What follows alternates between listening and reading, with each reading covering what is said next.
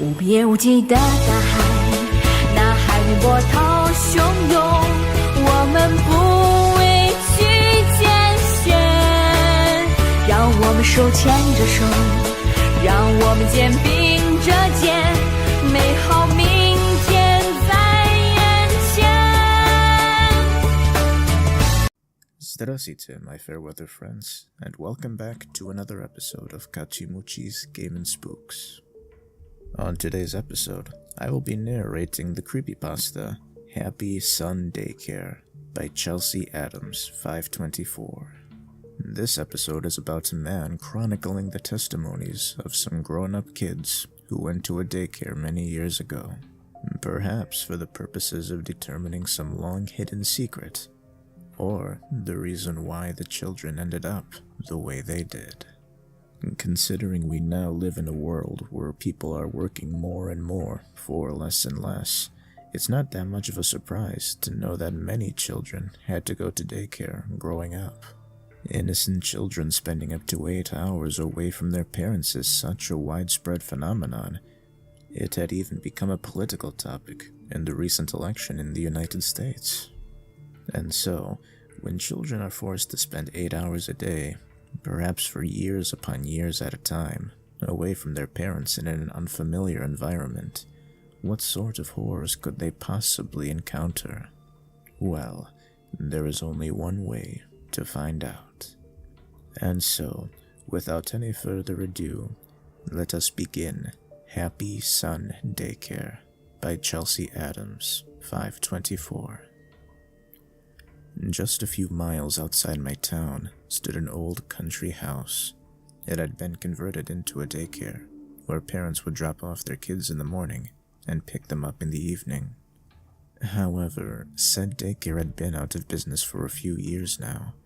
There was a sign posted in the front yard just a few feet from the house that read, quote-unquote, Happy Sun Daycare, with a cute-looking cartoony sun painted on it.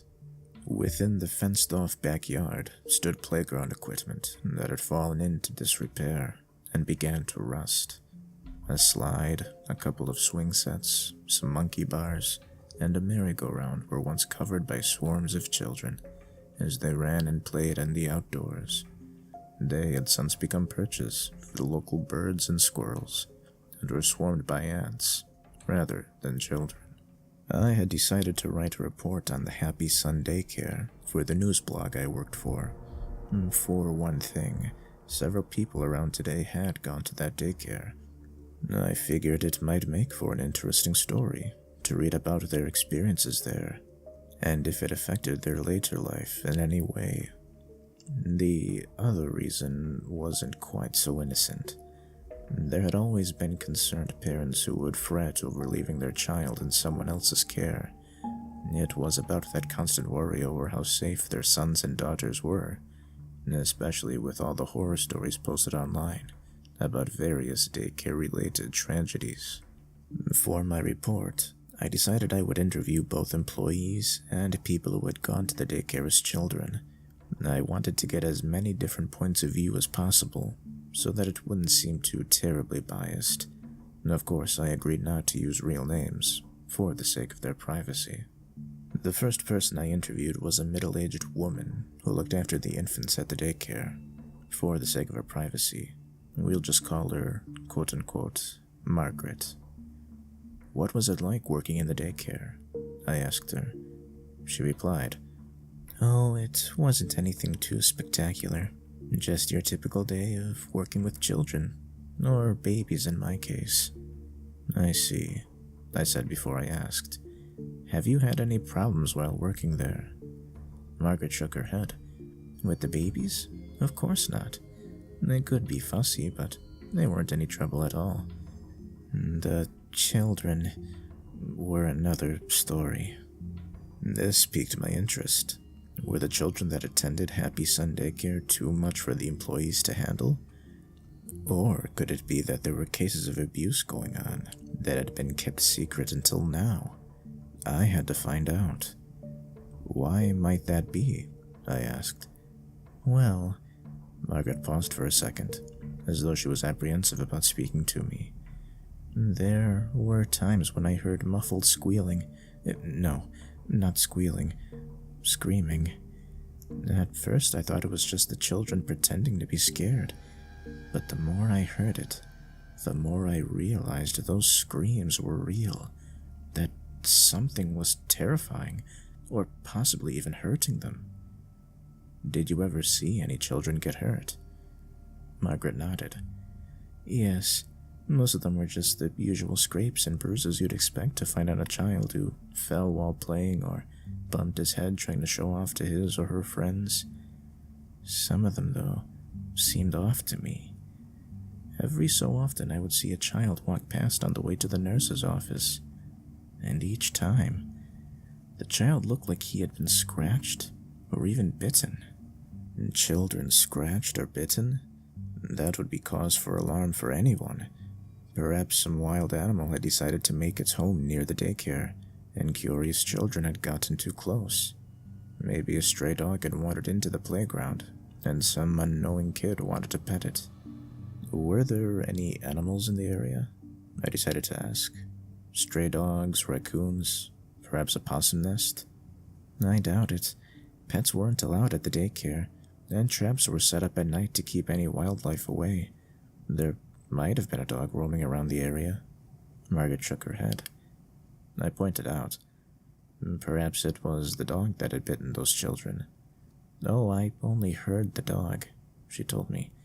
I've never actually seen it.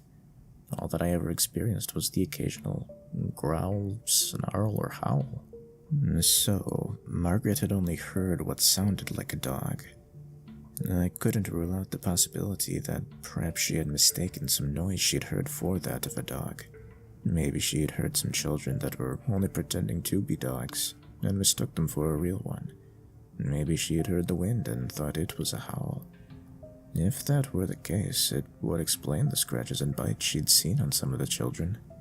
It wasn't too out of the realm of possibility that a child could simply scratch their arm on a branch or part of a fence by accident. With what sounded like a dog's growl to her, Margaret could have reached the conclusion that the children were being attacked by some sort of stray canine. Still, I had to learn more about the daycare. With the possibility of a cover-up regarding a series of dog attacks, I figured the next person to interview would be a former attendee. Perhaps one of them would have childhood memories that could potentially shed some light on what Margaret had mentioned. After doing some background checks, I managed to find a young man who went to Happy Sun Daycare when he was around 5 or 6. Let's just call him, quote-unquote, Scott. I found Scott working at a local butcher shop. I had to wait until his shift was over before I could start the interview. Luckily, it wasn't too long of a wait, and it gave me some time to consider what to ask him. Do you remember anything about Happy Sun Daycare? I asked. I know it was a long time ago, but perhaps you can recall something. Scott thought for a moment before replying. Not much. I was only 5, maybe 6 when I went. I can remember just doing what kids do at that age. Playing, finger painting, watching cartoons, that kind of stuff. I nodded. Were you a good kid? Yeah, for the most part, he admitted. Occasionally I'd get into some trouble. Nothing too serious though, just the typical kid fussiness, not wanting to take naps, refusing to eat veggies, that sort of thing. I see, I replied as I wrote down what he told me in a notepad. And was the daycare fair in how they disciplined you? Somewhat. All I ever got was a scolding and the occasional timeout. They made you sit in the corner for a few minutes until they felt you were ready to join the other kids. Though you were lucky if that was all you got, Scott pointed out. What Scott said baffled me a bit. They were lucky.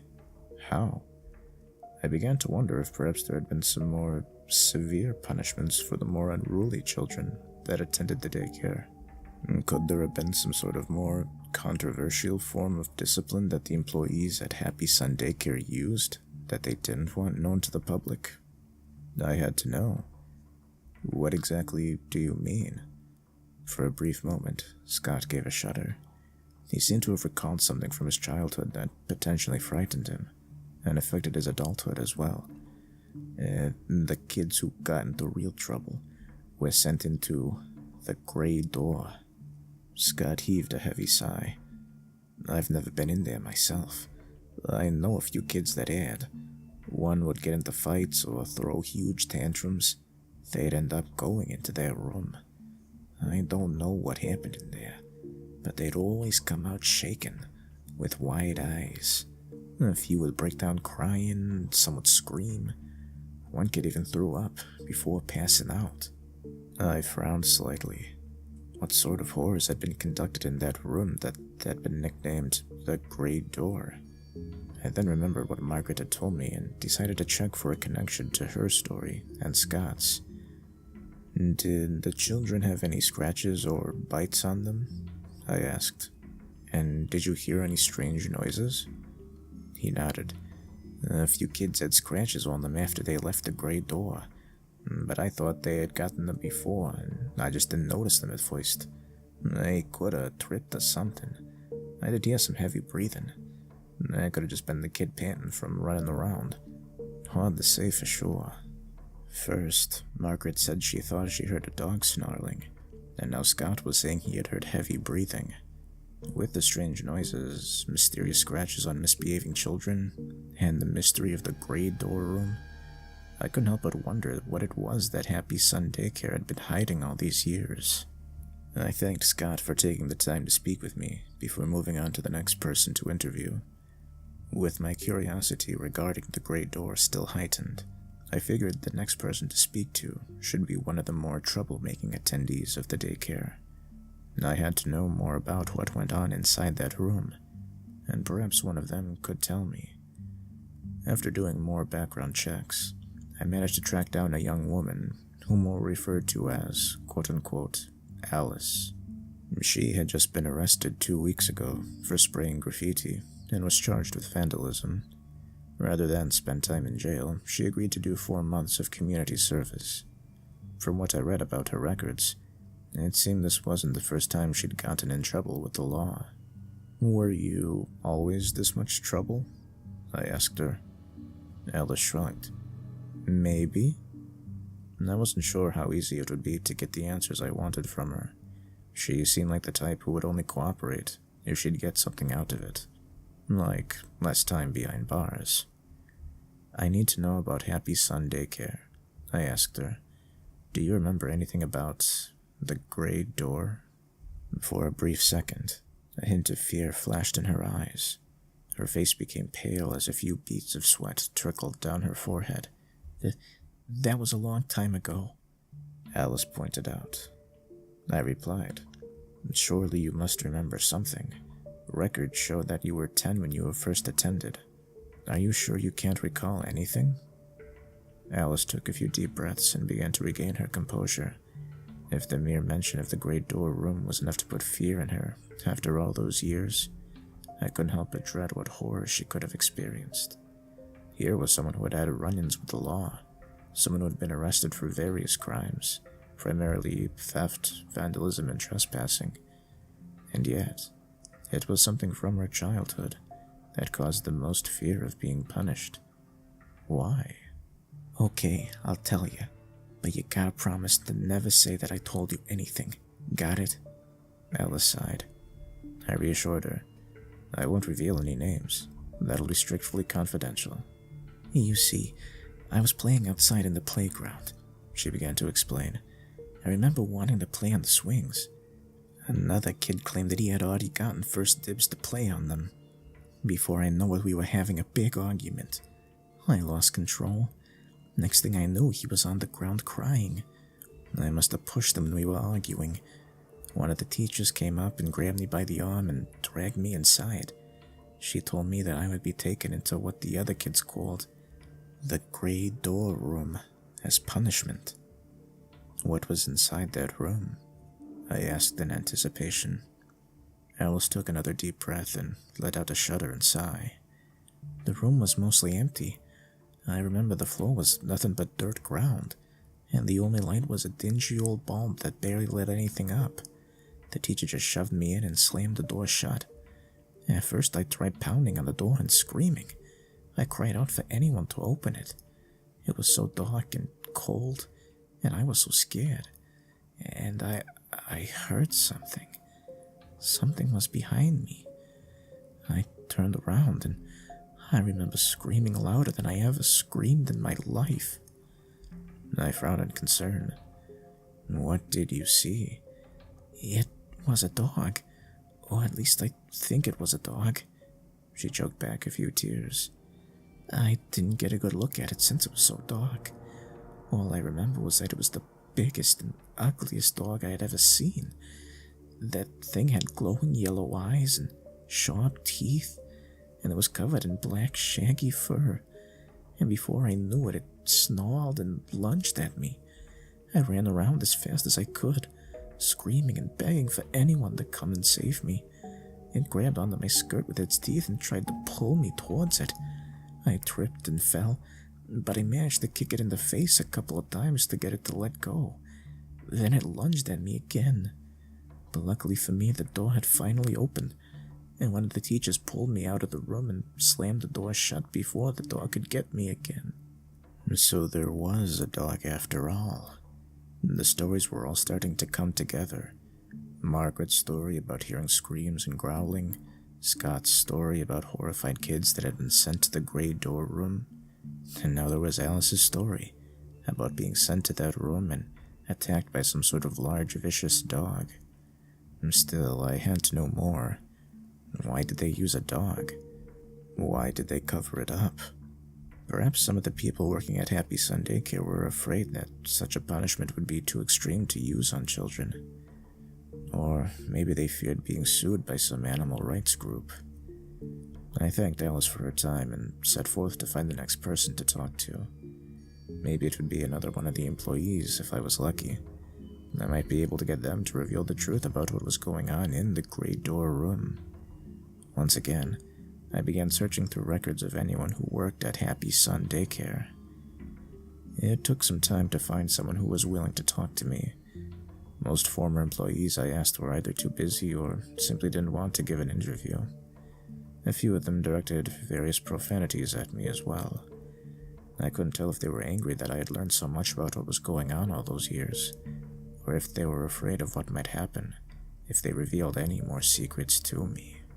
Still, I managed to track down at least one person who was willing to tell me his experiences working at Happy Sun Daycare. Quote-unquote, Mr. Smith, as we'll call him, worked as a janitor at the daycare back when it was still running. He had managed to get the job only because his aunt was in charge of one of the head offices there as well. However, Mr. Smith had moved to another town since the daycare closed years ago. This meant I couldn't interview him in person, so we sent each other emails instead. Mr. Smith explained that he had been dealing with some form of narcolepsy since he was a teenager, and a history of sleepwalking as well. Doctors couldn't figure out what was causing his condition, but they couldn't find any other adverse health effects linked to it either. This still made it difficult for him to find work, though.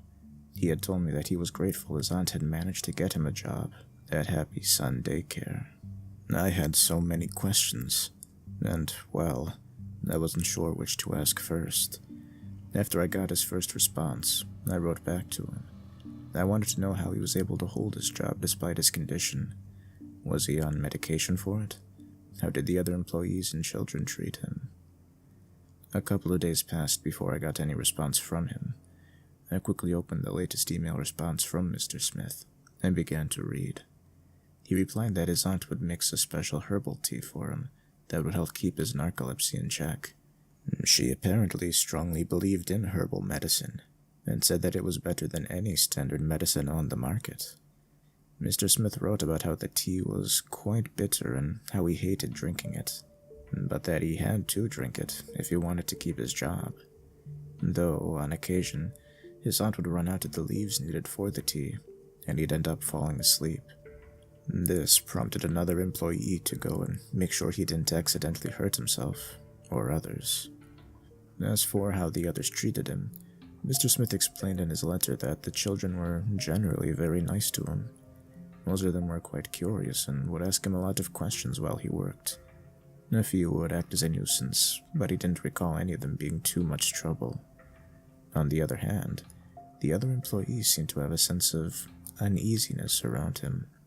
He explained how he felt that they seemed extremely cautious around him. Also, he pointed out that his aunt had always kept a close eye on him. He wasn't sure if this was due to his condition, or for some other reason, though. That just caused more questions to form in my mind. Why were the other employees uneasy around him? Was it because he was the nephew of one of the higher-ups? Or was there another reason? And there was the matter of his aunt keeping a close eye on him. Maybe they were trying to keep the whole issue regarding the Grey Door a secret from him. Perhaps they were afraid that he would find out about the dog and would contact the police. I had to know if he knew anything about the room. I quickly wrote a reply and asked if he knew anything about a large, empty room and children being attacked by some kind of dog. Another couple days passed before I got another response from Mr. Smith. I opened the reply and began to read. He said that he didn't remember any kind of dog at the daycare. In fact, he pointed out that animals weren't allowed on the property, and that he would try and set traps to keep the squirrels and mice out. His aunt was very strict about no pets being allowed as well. Most likely it was due to any potential allergies kids might have. Mr. Smith explained in his reply that perhaps the dog that Alice claimed had attacked her was just someone in a cheap dog-looking costume, that the room had perhaps been kept barely lit so the kids wouldn't realize it was fake, and that the scratches and bites were just the result of them tripping and accidentally scratching themselves. To my surprise, he had been in the Grey Door room himself several times as well. Strangely, he pointed out that it was always when he hadn't had any tea to drink. He would wake up in the room. He wasn't sure if anyone had moved in there so he could sleep without being in anyone's way, or if he had been sleepwalking again and just stumbled in there by mistake. Mr. Smith explained that the room was originally going to be a large storage closet for various arts and craft-related supplies, but was never finished due to budget cuts. He wrote in his reply that his aunt didn't want the area to go to waste, so they decided to use it as a means to punish misbehaving children. In his opinion, someone probably bought a dog costume and would wear it while terrorizing any children sent into the room, as a means of instilling the fear of punishment. I sent one last email to Mr. Smith, thanking him for taking the time to reply to my messages. The whole thing about Happy Sun Daycare was starting to come together. From what I'd gathered via the various interviews from both students and employees, children who misbehaved were sent to a large empty space called the Grey Door Room. There was a dog, or possibly just someone in a dog costume, that would chase any child sent in there. Finally, the child would be pulled to safety before the dog could cause any serious harm. There was only one thing left to do. I was going to head inside Happy Sun Daycare and investigate the infamous Grey Door Room for myself. I had to see for myself if there was anything that could solve this strange cover-up. Several minutes passed as I drove out into the countryside and towards the abandoned building. I parked the car in the front driveway and took a few deep breaths. The front door was unlocked, which was lucky for me. I gently pushed it open and began to look inside. The interior was dingy and covered in a layer of dust. Cobwebs spread out over various desks and chairs that hadn't been used in quite some time. A musty smell filled the house and mixed with the odor of feces and urine from rats that had now made the place their home. It was nauseating, to say the least. After I explored several different areas, I soon found the foreboding grey door that was said to lead to the dreaded room. The door was quite heavy, and it took me several tries before I managed to force it open. Just like how Alice had described, the room was dark and empty, with a dirt floor and a dingy bulb. Said bulb had burned out long ago, so I used an old desk to prop the door open in order to see anything. I could see faint bloodstains on the ground and on the wall, but I couldn't tell who or what the blood belonged to. There were strange markings on the wall as well. I took a closer look and could have sworn they resembled claw marks of some sort. As I continued to examine the room, I noticed various footsteps in the dirt. Many were faded or had been trampled over by one another, but I could still make out a few. Most of them were the footprints of children. They looked like their makers had been running away from something. There was one other distinct set of footprints that caught my attention. I examined them closely. I could definitely make out the distinctive footpads, claws, and individual toes on at least one of the prints. This wasn't some person in a cheap costume. Happy Sun Daycare had been using a dog to terrorize children. I had to let people know what they had been hiding for all these years. However, as I made my way out of the daycare and to my car, there was one aspect about those footprints that made me uneasy. Since when do dogs walk on two legs? The end. And that was Happy Sun Daycare by Chelsea Adams, 524. And if you didn't detect the twist at the ending, the secret was that Mr. Smith was a werewolf. At least I assume that's what the secret is. Apparently Mr. Smith's aunt, whenever she would run out of special tea leaves, which I guess she never seemed to stock up on, would trap her narcoleptic nephew in their gray door room. And then, when he entered into a werewolf, she apparently thought it was a good idea to send misbehaving children in there, for some reason. And besides them, apparently a majority of the staff at the daycare was in on the plan and never thought to contact the parents or the police. Yeah, makes perfect sense to me. I would say, beyond that rather glaring plot hole, that this is a very enjoyable creepypasta. After all, it is about a journalist interviewing people. How could I not enjoy it? I would even say that the story handles its twist rather tastefully. Although if I could figure it out, I'm pretty sure anybody could figure it out on their own as well. To me, the story also bears a striking resemblance to the creepypasta Where the Bad Kids Go, in that both stories feature a singular room where bad children were sent and where bad things happened. Although when the two stories are compared, I'd say Where the Bad Kids Go is the more realistic story. After all, if a kid at a daycare so much as got a paper cut, it'd probably be shut down forever. And as for Where the Bad Kids Go, well, that just tells me I need to check out Lebanese TV more often. All jokes aside, stories about creepy things happening in daycares really interests me personally. In a world where growing and impressionable children spend statistically more time away from their parents as they do their friends, teachers, and even daycare aides, there then raises a genuine fear that any sorts of abuse could happen to the children from the people that are least likely to care for their well-being. And with both mothers and fathers working more hours than in any time in history before, this likely isn't going to change anytime soon. Personally, I don't have much faith in the coming generations due to this fact. But hey, perhaps some werewolf somewhere will at least get a decent snack out of the deal. Considering the long hours most parents work, it's a wonder they'd even discover if their child is missing at all. And for all we know, that's just what the daycares are counting on.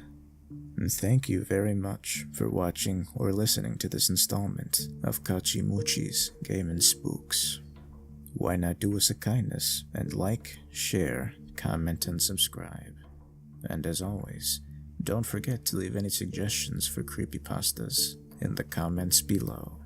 After all, I'll only keep narrating all of these journalism-based creepypastas unless somebody stops me. Or at least prove that anybody watches this channel besides me. But fear not, I have a very, very special and important creepypasta planned for Christmas. Now, if you'll excuse me, I'm going to see what was hiding in the after the bell room in my old abandoned school. If it's any indication of how I turned out, I bet it's a soul-sucking vampire. This has been Kachimuchi, and that's about all I have to say about that. Farewell.